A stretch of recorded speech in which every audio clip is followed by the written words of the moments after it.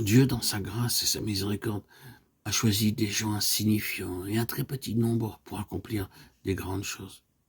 N'a-t-il pas estimé 10 000 comme quantité encore trop importante? N'a-t-il pas retenu que 300 hommes, et cela afin que toute la gloire lui revienne?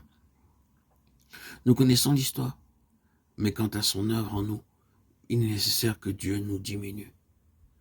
C'est une règle divine en vue de notre dépendance qui ne doit cesser de croître, au fur et à mesure qu'avec lui nous avançons, alors qu'il grandit en nous. Si nous voulons, en ces jours sombres, être de quelque utilité entre les mains du Maître, nous devons, en le servant pas à pas, consentir non seulement à mourir comme le grain de blé tombé par terre, mais à être broyé et réduit en farine.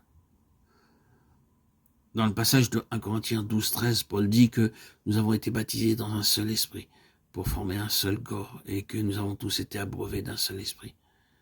Ceci nous est arrivé lors de notre nouvelle naissance, et c'est là le fait de notre position en lui.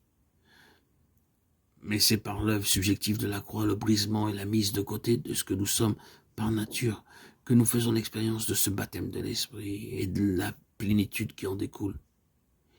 Cette dernière partie, abreuvée d'un seul esprit, imprégnée, inondée, a été donnée par notre frère Austin Sparks comme un exemple de la vie du croyant.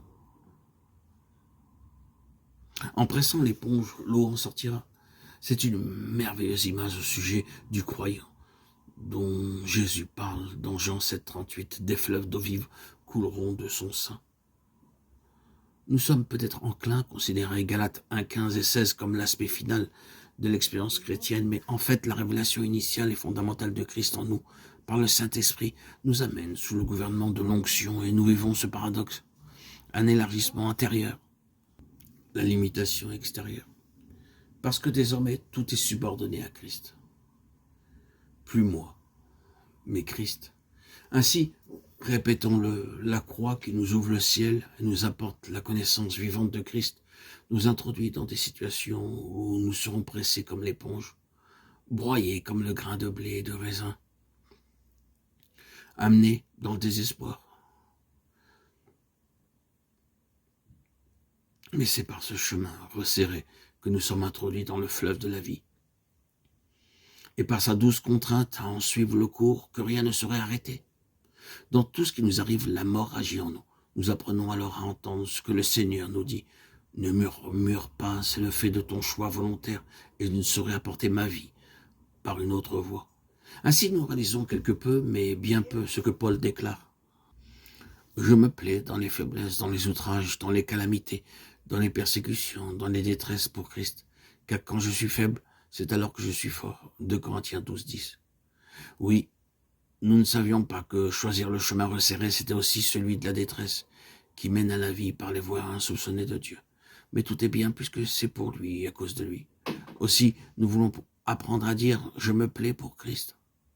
Ainsi la croix doit continuer de maintenir en nous ce détachement en nous-mêmes et de nous-mêmes, pour que le besoin de le connaître ne cesse de grandir, pour que la vision qui nous subordonne devienne de plus en plus claire, alors qu'elle nous amène dans la communion à ses souffrances.